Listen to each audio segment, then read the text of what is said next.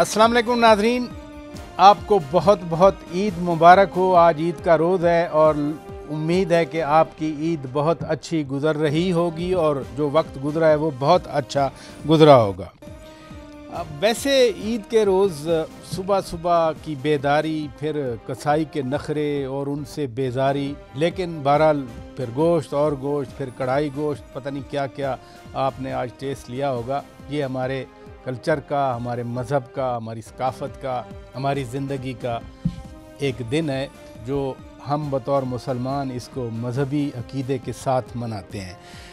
ये जो मनाना है, आज कुर्बानी का दिन है और अभी चंद दिन पहले पूरा मुल्क, पूरी पाकिस्तानी कौम कुर्बानी के जज्बे से सरशार थी। भारत ने जब पाकिस्तान की तरफ मैली आंख से देखा तो पूरी कौम इकट्ठी हो गई और फिर पाकिस्तान ने अपना कामयाब दिफा किया।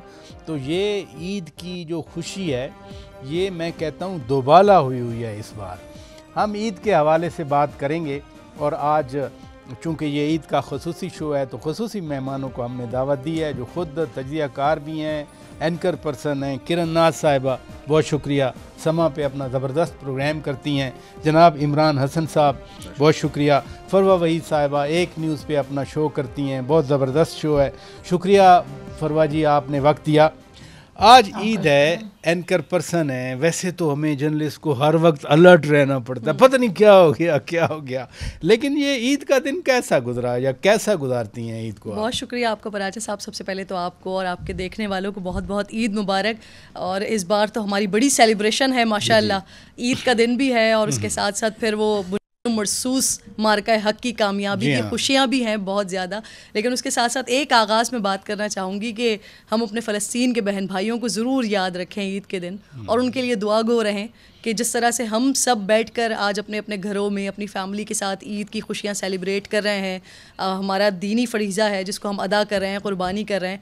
तो उन्होंने बहुत बड़ी क़ुरबानियाँ दी हैं इसी दीन के लिए, इसी इस्लाम के लिए। तो अल्लाह से दुआ करनी चाहिए कि उनकी जो खुशियाँ हैं वो भी एक दिन वापस ऐसा आए कि वो भी इसी तरह से अपनी फैमिली के साथ बैठकर ईद की खुशियों को सेलिब्रेट कर रहे हो जैसे हम कर रहे हैं। जहाँ तक आपने आज के दिन की बात की जी। तो सर अल्हम्दुलिल्लाह मेरा तो मैं बड़ी शुक्रगुजार हूँ, बड़ी ब्लेस्ड भी हूँ कि मेरी आज तक ईद वैसी गुजरती है जैसी बचपन में गुजरती थी। अच्छा। हाँ जी, तो वो माँ बाप की भी हमेशा से बड़ी पैम्पर्ड चाइल्ड रही, फिर शौहर की भी बड़ी पैम्पर्ड बीवी हूँ और माशाल्लाह बेटी भी है। तो ईद का दिन वैसे ही गुजरता है, लेकिन क्योंकि क़ुरबानी की ईद है और ये कहते हैं कि ये मर्दों की ईद होती है और जो छोटी वाली ईद होती है वो औरतों की ईद होती है, ख़वातीन की ईद होती है। तो हम भी थोड़ा बहुत अपना हिस्सा डाल लेते हैं। जानवर पसंद कर लिया, देख लिया, उसके साथ थोड़ी सी पिक्चर्स वगैरह खिंचवा ली।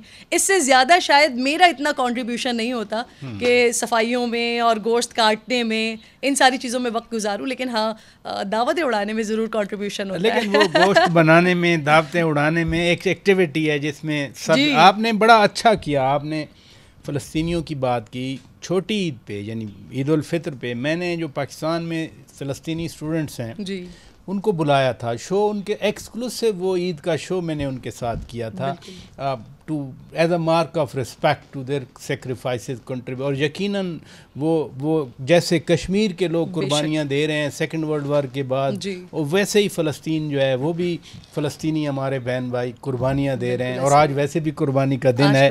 इमरान हसन साहब इन्होंने कहा कि वो ये ज़्यादा मर्दों की ईद होती है, ज़्यादा जानवर लेना, सेलेक्ट करना, फिर कसाई के नखरे उठाना, फिर गोश्त उसको ज़ाहिर तकसीम भी करना है। आपका दिन ईद वाला, ये बड़ी ईद वाला कैसे गुजरता है? शौकत भाई वेरी बिजी। एक तो जिस तरह आप ईद के दिन ऑन आवर टोज हम सारे एंकर्स चल रहे होते हैं because we have to deliver our work. कुछ तो ईद से जो पहले बिल्कुल इमीडिएट ईद के दिन होते हैं हमारे शोज़, आपको मालूम है, जो अगर टाइम स्लॉट हमें हिट हो रहा है और ईद के दिन अगर हमें कोई अवेलेबल नहीं है तो उससे पहले रिकॉर्डिंग्स एंड ऑल वो चलता रहता है। और हमने अपनी सारी स्लॉट्स को अधूरा नहीं छोड़ना क्योंकि व्यूवर्स का हमने ख्याल रखना है, क्योंकि उन्होंने टीवी देखना है। तो एक तो वो पूरी बहुत बिजी चलता है स्केड्यूल। उसके अलावा when it comes to Eid, मेरी एक बहुत बुरी आदत है जो पिछले कुछ अरसे से बनी है, वो ये है कि बिल्कुल एंड तक ले जाना जो कुर्बानी का अमल है। कुछ लोग होते हैं जो पहले, अब हमारे शहरों में ये भी मसला है कि जानवर आप पहले नहीं ले सकते घरों में, उसको अगर पहले ले आए उसको रखना, देखभाल करना, फिर यहाँ पे तो चोरी भी हो जाते हैं बहुत ज़्यादा, ये भी मसाइल और होते हैं। एक बात है कि पहले अगर लेना रेट भी बहुत रेट बहुत हाई होते जो हैं। रेट चलता रहा ईद से पहले वो अनबिलीवेबल है, और हम फिर वेट करते हैं कि चलो यार थोड़ा मंडी मार्केट नीचे आ जाए तो जाके ले लेंगे। तो ये किरण की बात बिल्कुल दुरुस्त है। मर्दों की इस सेंस में ज़रूर होती है कि हमारा काम बड़ी ईद पे थोड़ा ज़्यादा बढ़ जाता है और रिस्पॉन्सिबिलिटी बढ़ जाती है। लेकिन आपको बताऊं कि ये ईद एक बड़ी अच्छी अपॉर्चुनिटी के तौर पे आती है। वो जैसे कुछ हदीस में भी है ना कि एक जानवर के आप अगर हाथ फेरें तो जितने बाल उतनी नेकियां। मैं खैर नीयत पे ज़्यादा बिलीव करता हूँ, बाकी तो जो भी रिवायात है सबका एहतराम है। लेकिन ये है कि एक बड़ी तसल्ली होती है अगर आप अपने हाथ से कुर्बानी करें, फिर उस जानवर का गोश्त जाके किसी मुस्तहिक को दें, और वो जो एक मुस्कुराहट लोगों के जहन में आती है या लोगों के फेस पे आती है, तो ये बड़ा अच्छा एक मौका अल्लाह पाक देते हैं। और फिर उससे बढ़कर चूँकि इसमें दावतों का सिलसिला होता है तो जो गेट टुगेदर्स होते हैं वो बड़ा हेल्प करते हैं जी। भाई आ गए, बहनें आ गई, बुजुर्ग आ गए, उनके साथ बैठ के चले खाने के बहाने इकट्ठे हो गए। साल के बाद मिलते हैं जी, ऐसे इवन आप ईद पढ़ने जाएं ईदगाह में जो लोग आएंगे, मे भी आपने पिछले साल उनको यहीं गले मिले हों। और इस ईद में ये भी होता है क्योंकि हज भी बहुत सारे लोग करने जाते हैं। आपको पता है हमारे इलाकों में खास तौर पर इसको एक बहुत पूरे पाकिस्तान में, लेकिन मेनली हमारा जो इलाका है इस साइड पर ज़्यादा सेलिब्रेटेड एक्टिविटी होती है कि अगर एक ख़ानदान का शख्स बुजुर्ग गए हुए हैं तो वो अगर जब वापस आए तो उनके लिए भी तैयारियां होती हैं, वो दरमियान में नहीं है तो फिर एक रवाबित का सिलसिला। तो मुझे लगता है बड़ी अच्छी रिवायतों की ईद है। मिलना मिलाने से हट के भी बहुत सारी ऐसी चीज़ें हैं जिसका ये मौका देती है। और मुझे पर्सनली छोटी ईद से ज़्यादा बड़ी ईद की खुशी होती है, because at least I have something to do on this, कि हर कुर्बानी करनी है, कुछ करना एक्टिविटी है कि आप सारा दिन बैठे रहें, चैट करते रहे, मुबारकबादें देते रहे, फिजिकल एक्टिविटी करनी है। और जैसे किरण नाज साहिबा कह रही हैं कि फिर गोश्त मजे मजे से खाना है, वो भी तो एक एक्टिविटी। खवातीन बेचारियों का, मुझे हमारे घर की भी और जारी बात है सभी खवातीन कल्चरली उनका जो किचन के अंदर वक्त गुजरता है इस गर्मी में, इस दफ़ा तो आई गर्मी में जून में ईद रही है, तो वो भी उनके लिए भी बड़ी कहना चाहिए ना फुल मार्क्स है कि इतनी गर्मी के अंदर वो किचन में एक्टिविटी सबके लिए। जी फरवा वहीद साहिबा, आपका ईद का दिन कैसे गुजरा? आमतौर पर आप ईद कैसे गुजारती हैं? साहब बहुत बहुत शुक्रिया आपको, आपके देखने वालों को और मेहमानों को ईद मुबारक। मेरा तो जो ईद का दिन है, चाहे वो छोटी हो या बड़ी हो, वो बड़ा सुकून वाला गुजरता है। उसकी एक वजह ये होती है कि मैं बहुत ही लीस्ट सोशल इंसान हूँ और मैं कोशिश करती हूँ कि मैं ज़्यादा से ज़्यादा वक्त अपने साथ गुजारूँ, क्योंकि ये रिजुवेनेशन का टाइम होता है। बट अगेन क्योंकि बड़ी ईद होती है, इसमें खाबे होते हैं, खाने होते हैं, दावतें होती हैं, तो मिलना मिलाना भी होता है और एक अच्छी एक्टिविटी भी है। क्योंकि हम कुर्बानी की ईद की बात कर रहे हैं, शुरू में किरण साहिबा ने भी इसको बता दिया, लेकिन मैं भी चाहूँगी कि मैं अपना हिस्सा डालूँ, क्योंकि हिस्सा होना ज़रूरी है। कुर्बानी का डायरेक्ट ताल्लुक होता है आज़ादी से, और आज़ादी का डायरेक्टली प्रोपोर्शनल है कुर्बानी से। यानी आप सुन्नत इब्राहिमी से अगर आगाज़ करें या उससे पहले, जब से पहला इंसान हज़रत आदम अलैहिस्सलाम दुनिया में आया और आज तक की तारीख़ में मुख्तलिफ अदवार में मुख्तलिफ कुर्बानियाँ हुई हैं, तो फिर आज़ादी मिली है। और आज़ादी है इसीलिए क्योंकि कुर्बानियाँ हैं। उसका हमने अमली नमूना कुछ रोज़ पहले जो पाक भारत पेंशन थी उसके दौरान देख लिया, और ये एहसास कम अज़ कम मुझे तो हो गया कि हमने कितनी बेबाकी के साथ, कितनी आज़ादी के साथ अपनी तमाम ईदें मनाई हैं, जबकि दूसरी तरफ फ़लस्तीन के बच्चे, जब हम अपने बच्चों को ईदी दे रहे थे तो वो राशन की लाइनों में रख के खाना मांग रहे होंगे। तो आज़ादी का जो मतलब है वो तभी समझ आता है जब आप कुर्बानी देते हैं, और कुर्बानी के बाद आज़ादी मिलती है, चाहे वो आप इस्लामी लिहाज से देख लें या फिर दुनियावी लिहाज से देख लें। कमिंग टू योर क्वेश्चन बादशाह साहब, ईद जो है वो बड़ी ईद छोटी ईद से मुख्तलिफ होती है। उसमें जाहिर है कि मुझे मुझे खाना पकाना नहीं आता है, लेकिन मुझे बड़ा शौक है खाना खाने का। तो मैं वेट करती हूँ कि अम्मी जब सुबह कलेजी बना के फ्री हो जाती हैं तो वो शाम में काबली पुलाव, क्योंकि वो अफगानी है तो वो बड़ा अच्छा बनाती हैं, और उसके साथ एक रोश बनता है, और ये हमारे घर में एक स्टेपल बन गया है जब से हमने होश संभाली है। तो ये दो चीज़ें तो बड़ी लाजिम होती हैं, और इसके साथ फिर वो होता है कि बचपन की यादें जो हैं वो ताज़ा करते हैं। कभी हम लूडो खेलते हैं आपस में, बहन भाई सारे इकट्ठे होते हैं, और जो परदेश में हैं वो आने की कोशिश करते हैं। तो मिलना मिलाना जो है वो इस तरीके से होता है। अदरवाइज़ कहीं किसी को जाकर मिलना है ईद पे तो वो मुकाम नहीं मैं कर सकती। हाँ, मेरे घर कोई आया है या मुझे कहीं पास वाली गली में अपने चाचुओं की तरफ जाना है या कजन्स की तरफ जाना है तो वो मैं कर लेती हूँ। तो मेरा ख्याल से ये एक रिवायती तौर पे मिलने के लिए बड़ी खूबसूरत ईद है, इवेंट है कि आप अपने दुख सुख, अपनी सब चीज़ें बांटते हैं, आप अपने आप को उस रेगुलर लाइफ से अलग करते हैं फॉर अ टाइम बीइंग, जिसमें आप पूरा साल चल रहे होते हैं। तो बड़ी कमाल की ईद गुजरती है मेरी। तो मैं नाजरीन ब्रेक लेता हूँ, ब्रेक के बाद जब वापस आऊँगा तो इसी गुफ्तगू को मैं आगे बढ़ाऊँगा एक और पर्सपेक्टिव में कि हम 4 इस वक्त एंकर्स हैं, हम मुख्तलिफ पाकिस्तान के इलाकों को रिप्रेजेंट कर रहे हैं। क्या कल्चरल डाइवर्सिटी है पाकिस्तान के अंदर, मैं उस पर सवाल करूँगा फरवा वहीद साहिबा आपसे ब्रेक के बाद। नाजरीन stay with us. Welcome back नाजरीन, आप रूबरू प्रोग्राम देख रहे हैं। खुसूसी प्रोग्राम है ईद के हवाले से। फरवा वहीद साहिबा आप लाहौर से हैं, किरण नाज साहिबा कराची से हैं, इमरान हसन साहब नॉर्थ पंजाब से हैं, मैं साउथ पंजाब से हूँ। हम एक is a beautiful Galaxy of Pakistan, हम मुख्तलिफ इलाकों में बैठे हैं। लाहौर में अदरवाइज़ क्या वैसे जनरल मूड होता है ईद के हवाले से? लाहौर में एक अच्छी चीज ये होती है, कुछ लोगों को शायद ये बुरा लग जाएगा, मेरा दिल दुखाने का बिल्कुल मकसद नहीं है। लाहौर खाली होता है। लाहौर में एक्चुअली जब ईद के मौके आते हैं, छोटी ईद हो या बड़ी ईद हो, तो लाहौर में जरा सब लोग अपने वैसे ये इमरान हसन साहब और मैं खुद दोनों यही कहते अगर हमसे पूछा जाता। जी प्लीज। तो आप समझ सकते हैं कि एक्चुअली आपको भी टाइम आउट चाहिए होता है मेरे हाथ से वापस जाके मिलाने का, और हमें भी चाहिए होता है कि हम लाहौर की शक्ल देखें। तो लाहौर बड़ा साफ सुथरा होता है, क्लीन होता है, क्लियर होता है। आबादी का वाज़ेह तौर पे फर्क होता है, पता चल रहा होता है कि आबादी काफी कम हो गई है। और रही बात कुर्बानी की, तो पहले जमाने में हम बचपन में देखते थे कि आलाइशें भेज दी जाती थी या इंतजाम सफाई का वो खास नहीं होता था, लेकिन with the passage of time मेरे ख्याल से लोगों में ये एक सेंस डेवलप हो गई है, सिविक सेंस डेवलप हो गई है, या सिविक सेंस डेवलप हो गई है कि हमने जो है वो आलाइशों को किस तरीके से ठिकाने लगाना है। और चूंकि अब सोसाइटी एक, मैं तो इसे कंक्रीट का जंगल बोलती हूँ, क्योंकि कराची हो या लाहौर हो, यहाँ पर ग्रीनरी कम और बिल्डिंग ज्यादा नजर आती हैं। तो नॉर्मली होता ही है कि सिस्टम को मैनेज करने के लिए भी गवर्नमेंट को कुछ इनिशिएटिव लेने पड़ते हैं, और वो ले रहे हैं। तो लोगों को अभी जो सेंस डेवलप हो गई है, ये बड़ी खुशाइन बात है। बाकी जो कुर्बानी होती है वो सोसाइटी में रहने वाले लोग ऐसे करते हैं कि घरों में जानवर जो है वो बहुत महदूद है, रख नहीं सकते। तो होता ये है कि आप उसको जानवर को लेते हैं। हमारे खुद के घर में चूंकि हम बहनें ज्यादा हैं, भाई एक है, तो संभालने वालों की तादाद अब्बू और भाई के ऊपर छोड़ नहीं सकते, वो भी मजरूफ होते हैं। तो हम जानवर जो है वो ईद से चंद रोज पहले लेकर आते हैं, 5-6 रोज पहले या 7 रोज पहले, ताकि उसके साथ थोड़ी सी एफिलिएशन डेवलप हो जाए। हालांकि मैं आपको बताऊं, मैं बहुत इमोशनल इंसान हूं, मैं ये काम कर नहीं सकती हूँ, तो मैं उसे दूर दूर से देखती हूँ।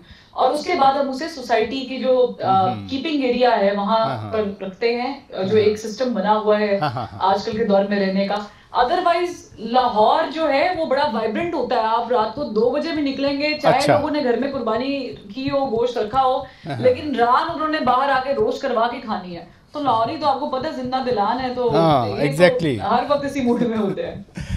आप बताइए कराची में क्या होता है? मसलन वो तो डाइवर्सिटी है, उधर बलूचिस्तान भी है, उधर केपी भी है, उधर पंजाब भी है, उधर साउथ पंजाब भी है, हज़ारा है, कश्मीर है, वहाँ कैसी डाइवर्सिटी होती है? अच्छा, कराची में जिस तरह की कुर्बानी की ईद होती है ना, मुझे लगता है कि वो पाकिस्तान में पूरे कहीं पर भी नहीं होती, क्योंकि एक तो एशिया की सबसे बड़ी मंडी कराची में लगती है, और उसके कैटल मार्केट जो है, और फिर उसके बाद आप पूरे कराची में देखें ना तो आपको मंडी का सा मंजर ही लगता है।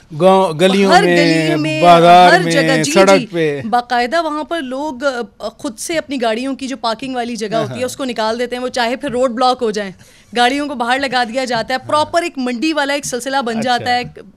टेंट्स लगाए जाते हैं, मिट्टी लाई जाती है, शैंडलियर्स लगाए जाते हैं। आपको हर गली, हर मोहल्ले में जाकर आपको सड़कों पर, पार्किंग एरियाज में, सर्विस रोड पर आपको मंडियां नजर आएंगी, और एक जबरदस्त किस्म का फेस्टिवल होता है। इसको माइंड नहीं किया जाता। ये मेरे लिए एक बड़ा स्ट्रेंज फिनोमेनन होता है कि वो बकरियां भेड़ें लेके फिर रहे हैं, लोग माइंड नहीं करते। लोग बिल्कुल माइंड नहीं करते। मैं आपको बता रही हूँ ना कि अच्छे आप पॉश एरियाज में भी चले जाएं तो वहां पर जो उनकी अपनी पार्किंग लॉट्स हैं, वहां से गाड़ियां निकाल दी जाती हैं।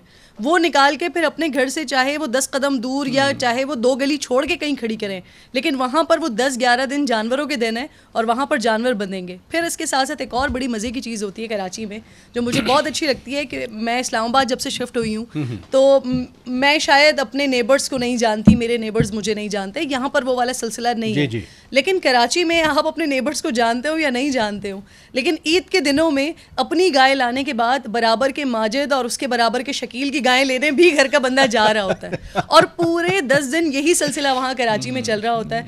आप एक गाय के साथ आप जब सड़क के ऊपर निकले तो आप देखेंगे कि एक गाय के साथ तकरीबन 12-15 आदमी तो चढ़े हुए होते हैं गाड़ी के अंदर।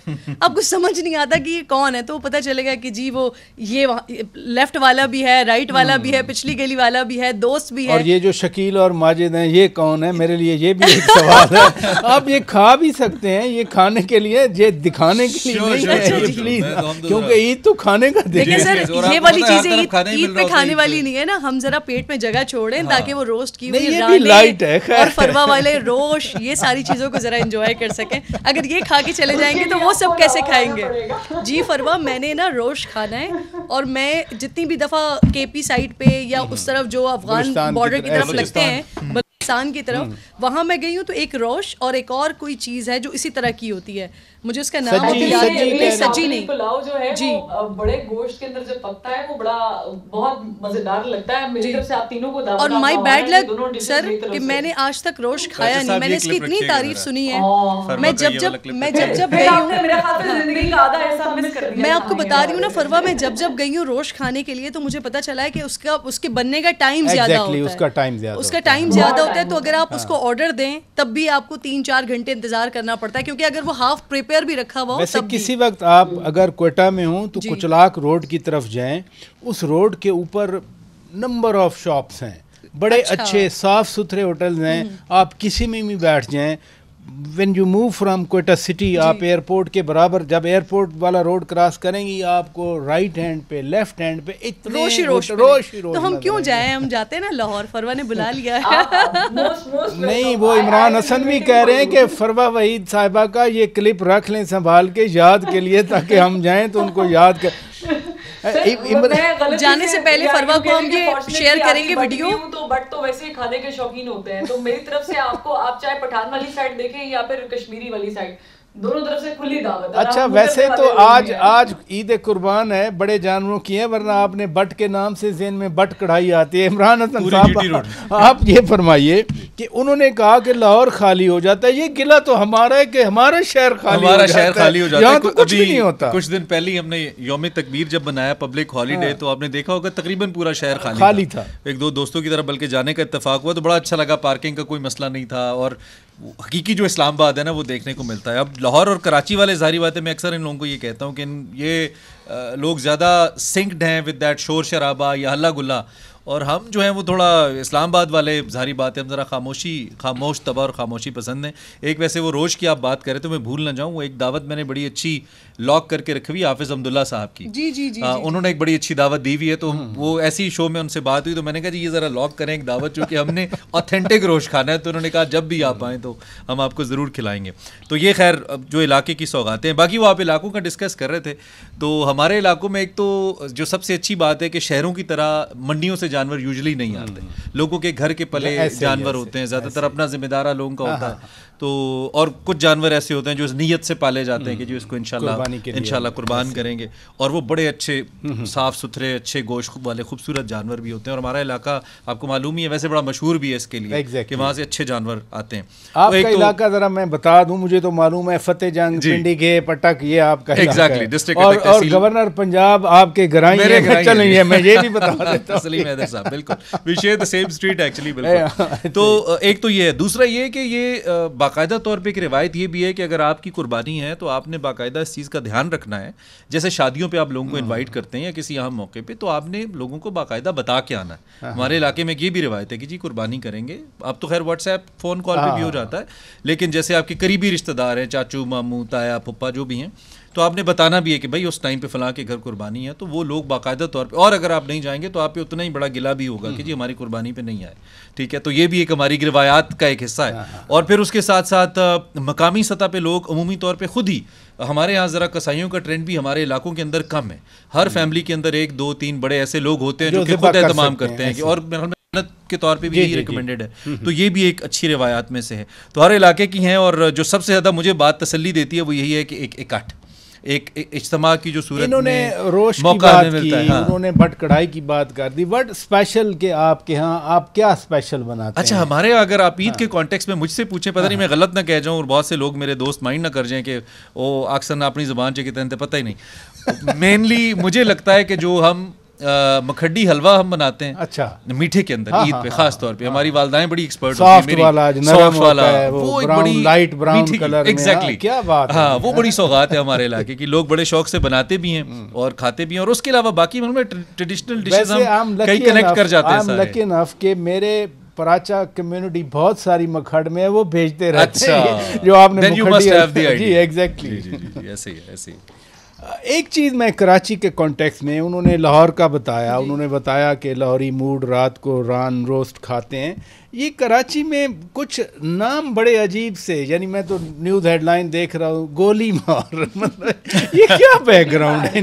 लालू खेत, फॉर एग्जाम्पल लालू खेत तो कभी बड़ा मशहूर था किसी और कॉन्टेक्स्ट में, और भी बहुत सारी ऐसे जगह हैं। मच्छर कॉलोनी कट्टी है, पहाड़ी, कट्टी मच्छर पहाड़ी कॉलोनी है, भैंस कॉलोनी है, और नहीं, बहुत भैंस सारे। कॉलोनी में सिर्फ भैंसे मतलब गवाले रहते हैं या वैसे पुराना नाम है उसका? ऐसे ही कोई नाम पड़ गया होगा। लालू खेत भी ऐसे ही पड़ गया होगा। कटी पहाड़ी का तो इसलिए मालूम है क्योंकि वो पहाड़ बीच में से उसका रास्ता निकाला था। वैसे वो नॉर्थ मच्छर कॉलोनी, मच्छर तो हर जगह शहर में जी होता है। जी, और इसके चील चौक भी है और बहुत सारे। ये कराची को ट्रिब्यूट देना चाहिए कि कराची वालों ने मच्छर को इस काबिल समझा कि उसके नाम पे इलाका रख कॉलोनी दिया। बना पूरे पाकिस्तान में बल्कि पूरी दुनिया में कहीं नहीं। अच्छा, मुझे ऐसा लगता है क्योंकि कराची इतना बड़ा है सर, मैंने अपनी जिंदगी के 30 साल वहाँ गुजारे कराची में, लेकिन मैंने आज तक पूरा कराची नहीं देखा। तो इतना बड़ा शहर और जिसको मैंने आज तक पूरा नहीं देखा, तो बताएं कि फिर वो हम जैसे लोग जो कभी-कभी जाते हैं। मैं आपको बताऊं कि कराची का सिर्फ एक सेक्टर आप ले लें ना, लांडी कोरंगी का ही एक सेक्टर ले लें, तो उसमें से आई थिंक 5-6 इस्लामाबाद निकल सकते हैं। तो इतना बड़ा वो शहर है। जी जी, इसलिए मैं कह रहा था ना, इसलिए कह रहा था कि पाकिस्तान है, मिनी पाकिस्तान है, यानी पूरे मुल्क की रिप्रेजेंटेशन है। और फिर उसके लिए मुझे एक चीज़ और, मैं बार बार ये बात करती हूँ, क्योंकि जो लोग कभी कराची नहीं गए या कभी गए भी हैं, तो वो कराची में अगर कोई फायरिंग होती है, कोई वाकया होता है, कोई सानेहा होता है, तो लोग पूरे ही कराची को कहना शुरू कर देते हैं वहाँ के हालात बड़े ख़राब हैं। तो जो कराची में रहने वाले हैं ना, अगर आप सरकार के आदाद शुमार देखें तो 3 करोड़, वैसे लगता है कि 5 करोड़ का तो कम से कम वो शहर है। तो वहाँ पर वो इतनी बड़ी आबादी है और इतनी सारी माशाल्लाह आबादी है वहाँ पर, इतना बड़ा इलाका है कि अगर किसी एक इलाके में हो रहा हो कुछ, तो बाकी रहने वालों को उसकी भिनक भी नहीं पड़ती, उसको महसूस भी नहीं होता। और हमने इतनी ज़िंदगी में वहाँ पर गुजार कर आई हूँ, तो वहाँ पर हमने सारी रातें भी हमने सड़कों पर गुजारी हैं। हम बाहर निकलते हैं बड़ी आसानी के साथ और बड़े मज़े के साथ। हम कराची में, मतलब ईद भी मैं कराची में ही करती हूँ जाकर। तो जो वहाँ पर फेस्टिविटी होती है, वो अगेन मैं अपनी उसी बात पे कायम हूँ कि वो बाकी पूरे पाकिस्तान में नहीं होती, जो कराची में होता है। एक मीम भी देखी कि जब ये जंग के ऊपर हम जारी बात है सब रिपोर्टिंग भी कर रहे थे और सारा कंटेंट भी उसी पे आ रहा था, तो एक बड़े मशहूर कंटेंट क्रिएटर, अच्छे क्रिएटर हैं वो, उन्होंने एक मीम बनाई हुई थी। कोई लड़का चलता हुआ जा रहा होता है, वो बाइक पे लगाते हैं, वो कहते हैं हाँ भाई जंग का क्या बना, तो कहता है सर जंग खत्म हो गई। कहते हैं अच्छा चल फिर मोबाइल निकाल। चलिए मैं ब्रेक लेता हूं, मैं आपसे शुरू कर दूंगा, इधर रुकिएगा, मैं ब्रेक लेता हूं नाज़रीन। ब्रेक के बाद जब वापस आएंगे, ईद के कॉन्टेक्स्ट में कुछ और चीज़ें मैं आपके सामने रखूंगा, मेहमानों के सामने रखूंगा। Stay with us. Welcome back नाज़रीन, आप ईद का ये स्पेशल शो देख रहे हैं। इमरान हसन साहब, ये आपने खुद भी जिक्र किया कि गर्मी का मौसम है, जून का पहला हफ्ता, 44 हो तो साथ नीचे लिखा होता है फेल्ट लाइक 51। वो अगर है 44 तो 51 क्यों फील होता है? ये वैसे टेक्निकल सवाल है। आजकल अंजुम नज़ीर ज़ैगम साहब हैं, वो आजकल मीडिया के लिए दस्तयाब होते हैं, तो ये वैसे उसका आंसर वो जवाब बेहतर दे सकते हैं। लेकिन ये फेल्ट वाला आपको पता है फिनोमेनन कराची में ज़्यादा है। मुझे लगता है कहीं ये पानी से या समंदर से इसका ताल्लुक है, और शायद नमी से इसका ताल्लुक है, ये भी हो सकता है। Technically I am not sure, लेकिन लाहौर का जो फेल्ट है वो 1 या 2 डिग्रीज या इस्लामाबाद का फ़र्क होता है। लेकिन कराची का जो फेल्ट लाइक, क्योंकि मैं रेडियो प्रोग्राम भी करता हूँ, तो उसमें वेदर एक परमानेंट हिस्सा होता है। मैंने इसलिए मैं जो है ना, I am so sorry to interrupt you, क्योंकि मुझे बार बार जाना होता है कराची, तो मैं यहाँ पर देख रही होती हूँ और मुसलसल चेक कर रही होती हूँ कि कराची और इस्लामाबाद में कितना डिफरेंस है, क्योंकि मेरे लिए ज़रा गर्मी को टॉलरेट करना बड़ा मुश्किल होता है। तो मैं चेक करके जाती हूँ और मुझे तसल्ली होती है कि हाँ जी ठीक है, एक ही जैसे मामलात और हिसाब किताब चल रहा है, लेकिन वहाँ पर ये बात है कि ह्यूमिडिटी बहुत ज़्यादा फैक्टर है। एक्चुअली उसको डिफरेंट वो हाँ जी, वो डिफरेंस हो जाता है। और प्लस वहाँ जो डस्ट होती है ना, उसकी वजह से फिर जो पसीना और वो जो आपको कीचड़ और चिपड़ चिपड़ करता है। और भाई साहब एक और बड़ी इंपॉर्टेंट बात जो कराची के हवाले से मुझे, क्योंकि ये तो खैर रेजिडेंट है कराची की, मेरा कराची से प्यार बहुत है इस्लामाबाद के बाद। अगर पाकिस्तान का कोई दूसरा बड़ा शहर मुझे अच्छा लगता है, आपको पता है मैं वहाँ पे कुछ टाइम मैं रहा भी हूँ वहाँ पे, तो कराची ने मुझे तो खैर बड़ी अपनायत दी है। मुझे I have a vibe with Karachi. Lahore से उतनी नहीं है, लाहौर को मैं 3rd पोजीशन पे प्लेस करता हूँ आफ्टर कराची। तो एक बड़ा जुल्म वहाँ पे लोगों की तरफ से भी और हुकूमत की तरफ से भी शायद ये हुआ है कि वो जो एक हम कहते हैं ना कंक्रीट का जंगल, दरख्त नहीं है, ना होने के बराबर है। अगर अभी भी बहुत सारे ऐसे एरियाज हैं, अगर नई हाउसिंग सोसाइटीज बन सकती हैं तो नए दरख्त भी लग सकते हैं। तो अगर एक कल्चर ऐसा लेके आया जाए, और मैं कहता हूँ इसमें सबसे बड़ा रोल कराची के अपने रहने वालों का, क्योंकि उनके बच्चों ने रहना, तो इस पे अगर काम हो जाए तो एक मेरे ख्याल में बहुत मेजर फर्क पड़ सकता है इस पे। और बाकी समंदर तो है ही जिसने संभाला हुआ है एक माँ की तरह, तो ये एक बहुत बड़ा मेजर फैक्टर है वो जो मौसम की आप बात करें। लेकिन इस ईद पे आई होप कि अभी चूंकि सिलसिला शुरू ही हुआ है तो कोई नाखुशगवार वाक़या ना, आपको पता है साले समंदर पे लोग जाते हैं, बेहतियाती करते हैं, डूब जाते हैं, तो इस तरह के कोई वाक़यात केयर करनी चाहिए। फरवा वहीद साहिबा, आप फरमाइए कि ईद है, बहुत सारे लोग कुर्बानी उन्होंने की, बहुत सारे लोग नहीं कर सकते, हमें सोशल रिस्पॉन्सिबिलिटी में क्या करना चाहिए ऐसे फेस्टिवल्स पे? बड़ा अच्छा सवाल है तलत साहब आपका। देखिए, सोशल जो रिस्पॉन्सिबिलिटी है वो आपके मोबाइल फोन से स्टार्ट होती है। मसलन कि आप हमारे यहाँ पे चूंकि सोशल मीडिया का ट्रेंड है और हर चीज़ हर बंदे की ख्वाहिश होती है कि वो कहीं ना कहीं पोस्ट कर दे उसके पास क्या मौजूद है, तो थोड़ा सा इज्तनाब बरतना चाहिए दिखावे में। आप इन चीज़ों को ऐसे पब्लिकली लोगों की दिल आज़ारी ना करेंगे जो नहीं ले सकते हैं, क्योंकि हमने भी बचपन की ईदें गुजारी। आपको पता होता है कि जब आप सोसाइटीज तो अभी बनी है, पहले मोहल्ले होते थे, किसी एक का बकरा आता था तो उसको अपनाइए तो सारे देते थे, लेकिन शिकवे माँ बाप से अलग अलग करते थे कि आपने क्यों नहीं लिया या हमने अभी तक क्यों नहीं लिया। तो आई थिंक एक तो ये एक बहुत बड़ी सोशल रिस्पॉन्सिबिलिटी है कि दिल आज़ारी ना करें अपने पब्लिसिटी स्टंट के लिए। दूसरी चीज़ है कि ख्याल रखें अपने इर्द गिर्द के लोगों का, अपने मिलने मिलाने वाले लोगों का, क्योंकि वो जमाने तो ऐसा गुजर गए जब फ्रिज या फ्रीजर नाम की कोई चीज इन्वेंट नहीं हुई थी, तो लोग जो हैं वो अपना पका के, तब भी लोग अपनी खाने के मुताबिक पका के बाकी बांट देते थे ताकि खराब ना हो, किसी के मुंह में चला जाए, कोई खा ले इसे।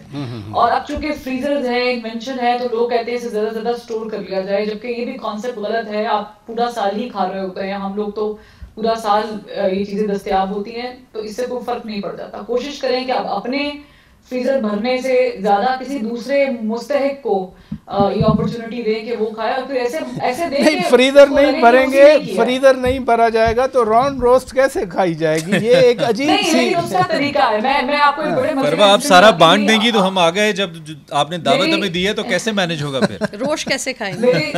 ये जैसे देखे रोश बड़ा सीरियस मसला बन गया आज। फरवा वहीद साहिबा, ये रोश जो है ना, ये रोश जो है ना, अब इस रविश पे हमें चलना पड़ेगा जिसमें हम रोश खा सके आकर आपसे।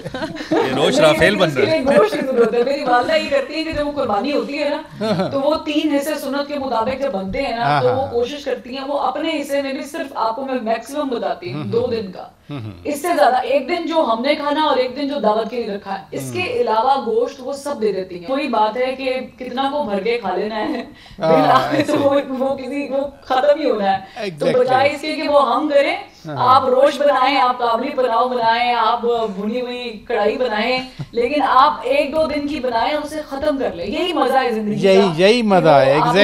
एग्जैक्टली यही मजा है जिंदगी। चलें जी, रोश आप दोनों का पक्का हो गया, मुझे अभी पता नहीं है, गारंटर आप हैं। नहीं जाएंगे आप साथ ही, दिखाएंगे पहले आपको कि पराचा साहब के शो में कहा था आपने। इस ट्विटी में वर्ल्ड बैंक आप है सर। अच्छा, ये खाने की बातें हो रही हैं। Prime minister of India Narendra Modi ने पाकिस्तानियों को मशवरा दिया कि जी आप रोटी खाएं वरना मेरी गोली, मेरी गोली। हमने तो आज जी भर के खाया है, हमने आज खाली रोटी नहीं खाई, हमने आज गोश्त खाया है और मजे रोश में डुबा के खाया है और गाय का भी खाया। ये उस मुल्क के प्राइम मिनिस्टर कहते हैं कि जो दुनिया में सबसे ज्यादा मीट एक्सपोर्ट करने की लिस्ट में है। एग्जैक्टली, तो ये जो बार बार बातें कर रहे हैं हमारी रोटी की, उनको क्या, वो तो हमारा पानी बंद करने के चक्कर में, और फिर हमें कह रहे हैं कि आप रोटी खाओ। आप ईद के दिन किस दरिंदा मूदी की बात कर रहे हैं, किस मूजी मर्ज का तस्करा आपने छेड़ दिया है पराचा साहब।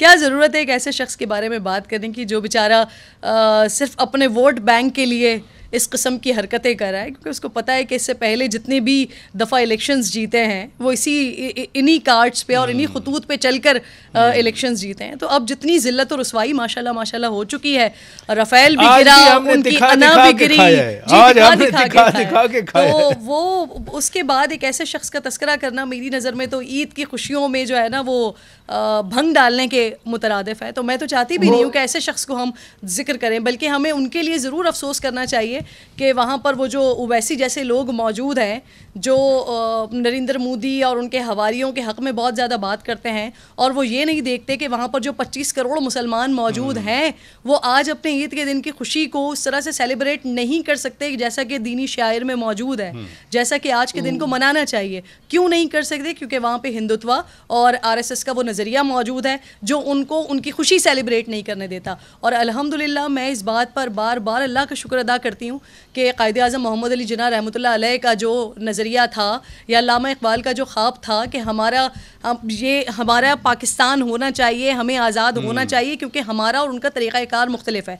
तो यहाँ पर अल्हम्दुलिल्लाह हम अपनी आज़ादी के साथ अपनी तमाम चीज़ों को सेलिब्रेट तो करते हैं, लेकिन उसके साथ साथ जो माइनॉरिटीज़ हैं वो चाहे क्रिश्चियंस हों, चाहे हिंदू हों, चाहे और दीगर हों, सिख हों, वो तमाम लोग अपनी अपनी इबादत गाहों को भी और अपने अपने मुक़द्दस दिनों को भी, अपने अपने मुक़द्दस मकामात को भी उसी तरह से वहाँ पर आज़ादी के साथ न सिर्फ वहाँ अपनी इबादतें करते हैं बल्कि अपने दिनों को भी उसी आज़ादी के साथ सेलिब्रेट करते हैं कि जहाँ पर गवर्नमेंट की तरफ से, पाकिस्तानी गवर्नमेंट की तरफ से, मुसलमान गवर्नमेंट की तरफ से किसी किस्म की कोई रुकावट नहीं होती और कोई ऐसे ग्रुप्स हमारे पास मौजूद नहीं है जो उनको उनकी इबादत गाहों में जाने से रोकें या फिर उनको उनके जो भी उनकी मुक़द्दस चीज़ें हैं वो करने से रोकें। और यही आज़ादी की नेमत है और आज कुर्बानी का दिन है और हमने आज बहरहाल दिखा दिखा के खाया है, हमने दबा के खाया है। बहुत शुक्रिया किरण नाज साहिबा, आप तशरीफ़ ले आए। इमरान हसन साहब बहुत शुक्रिया, आप तशरीफ़ ले आए। फरवा वहीद साहिबा आपने वक्त दिया, बहुत शुक्रिया। नादरीन एक बार फिर आपको बहुत बहुत मुबारक हो। इजाज़त दीजिए, खुदा हाफिज़।